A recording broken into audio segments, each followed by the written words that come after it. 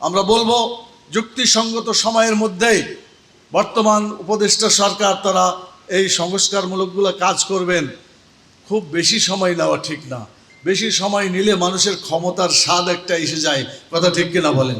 অতীতে দেখা গেছে এই আর্মি বা এই ধরনের শক্তি যখন ক্ষমতায় যায়, ক্ষমতার স্বাদ যখন পেয়ে যায়, তখন আর ক্ষমতা ছাড়তে চায় না।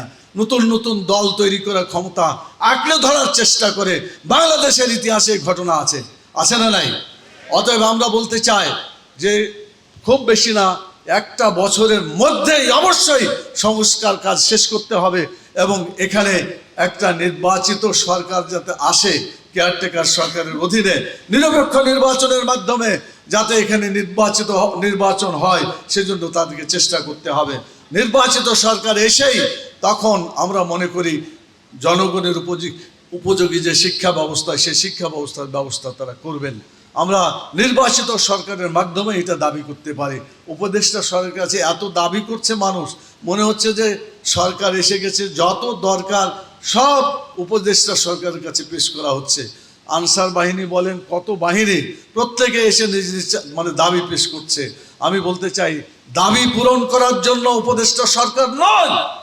উপদেষ্টা সরকার হলো আগামী নির্বাচনকে স্বচ্ছ করার জন্য, নিরপেক্ষ করার জন্য, কেয়ারটেকার সরকারের অধীনে নির্বাচন করার জন্য একটা পরিবেশ তৈরি করবে। সেজন্য যেগুলো সংস্কার করা দরকার, সেই সংস্কার করার পরেই তারা এই কাজটা করবে বলে আমরা আশা করি। মুহাম্মদুর রাসূলুল্লাহ সাল্লাল্লাহু আলাইহি সাল্লাম হাদিসে বলেছেন, হুয়াস্তলি উতাম্মিমা মাকারিমাল আখলাক, আমি প্রেরিত হয়েছি মানুষের চরিত্রকে পূর্ণতা দেওয়ার জন্য। অর্থাৎ পূর্ণতা, চরিত্রের পূর্ণতা সাধনের জন্যই রাসূলুল্লাহ সাল্লাম পৃথিবীতে এসেছেন।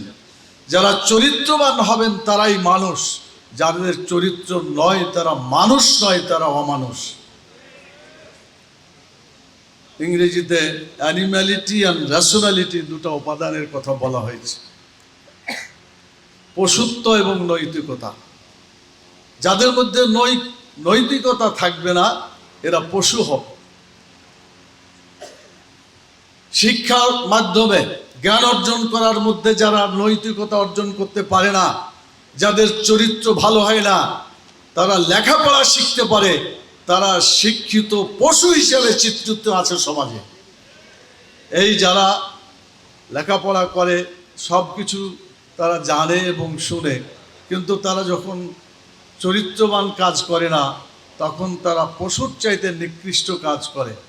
আপনারা বলেন, দেখা মাত্র গুলি করে মানুষকে যে অর্ডারটা দেওয়া হলো, একজন মানুষ আর একজন মানুষকে দেখা মাত্র গুলি করতে হবে, এটা কি কোনো শিক্ষিত লোকের কাজ না, অমানুষ্যের কাজ এটা?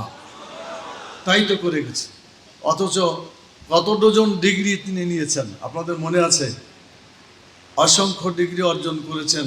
শেষ পর্যন্ত মানুষকে হত্যা করার নির্দেশ দিয়ে বাংলাদেশ থেকে পালাতে বাধ্য হয়েছে। এজন্য চরিত্র যদি ভালো না হয়, তাহলে পৃথিবীতে তার দ্বারা কোনো ভালো কাজ হতে পারে না। ইংরেজিতে একটা কথা আছে, তুমি যদি টাকা হারিয়ে ফেলো, if money is lost, nothing lost. If health is lost, something is lost. But the character is lost, everything is lost. যদি টাকা চলে যায়, এতে তেমন কোনো ক্ষতি হয় না। স্বাস্থ্য যদি হারিয়ে যায়, কিছু ক্ষতি হয়, কিন্তু যদি চরিত্র শেষ হয়ে যায়, হারাবার আর কিছু তার থাকে না। আজকে যারা শিক্ষিতর নামে পশুত্বের কাজ করছে, তারা মানুষের কাছে মুখ দেখানোর উপযোগী নয়। কিছুদিন আগে 5ই আগস্টের আগে যারা এই সরকারের, বিদায়ী সরকারের, খনি সরকারের, আমি বলবো এর নাম খনি সরকার বলাইতেই যুক্তিসঙ্গত হবে। কি বলেন আপনারা? একটাই টাইটেল তার জন্য যথেষ্ট। এই খনি সরকার যাদেরকে ক্ষমতায় বসিয়েছে, এরা কি মানুষ ছিল না অমানুষ হয়েছে তারা? আজকে তার নির্দেশের কারণে আজকে পুলিশ বাহিনী তাদের নিজের ভাই বোনকে গুলি করেছে, নিজের সন্তানকে গুলি করেছে, কথা ঠিক কিনা? একজন পুলিশ তার ঊর্ধ্বতন কর্মকর্তাকে বলেছিলেন, স্যার, একটা ছেলেকে গুলি মারতে কয়টা গুলি খরচ হয়? বলছিল না এটা?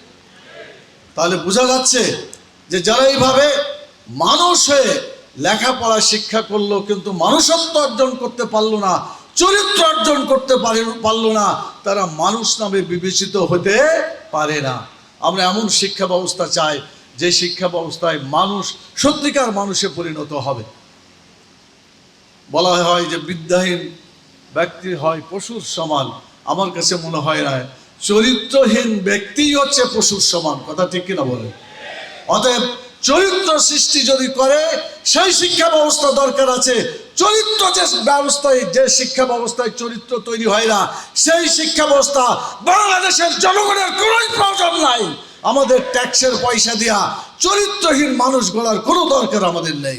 সেজন্য যে সরকার বর্তমানে বিদ্যমান আছে, উপদেষ্টা সরকার, তারা অবশ্য এটা করার জন্য যথেষ্ট উপযোগী নয়। জনগণের ভোটে নির্বাচিত সরকার আসলেই সে দাবিটা পূরণ হওয়ার মতো। আমরা বলবো যুক্তিসঙ্গত সময়ের মধ্যেই বর্তমান উপদেষ্টা সরকার তারা এই সংস্কারমূলকগুলো কাজ করবেন। খুব বেশি সময় নেওয়া ঠিক না। বেশি সময় নিলে মানুষের ক্ষমতার স্বাদ একটা এসে যায়। কথা ঠিক কিনা বলেন? অতীতে দেখা গেছে এই আর্মি বা এই ধরনের শক্তি যখন ক্ষমতায় যায়, ক্ষমতার স্বাদ যখন পেয়ে যায়, তখন আর ক্ষমতা ছাড়তে চায় না। নতুন নতুন দল তৈরি করে ক্ষমতা আঁকড়ে ধরার চেষ্টা করে। বাংলাদেশের ইতিহাসে ঘটনা আছে, আছে না নাই?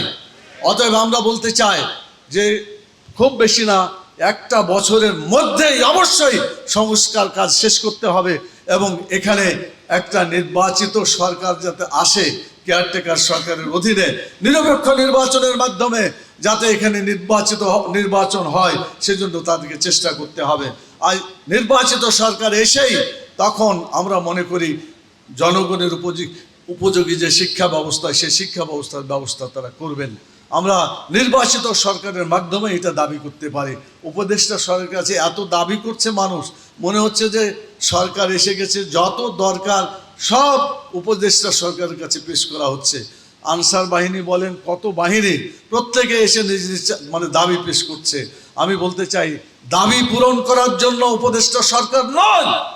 উপদেষ্টা সরকার হলো আগামী নির্বাচনকে স্বচ্ছ করার জন্য, নিরপেক্ষ করার জন্য, কেয়ারটেকার সরকারের অধীনে নির্বাচন করার জন্য একটা পরিবেশ তৈরি করবে।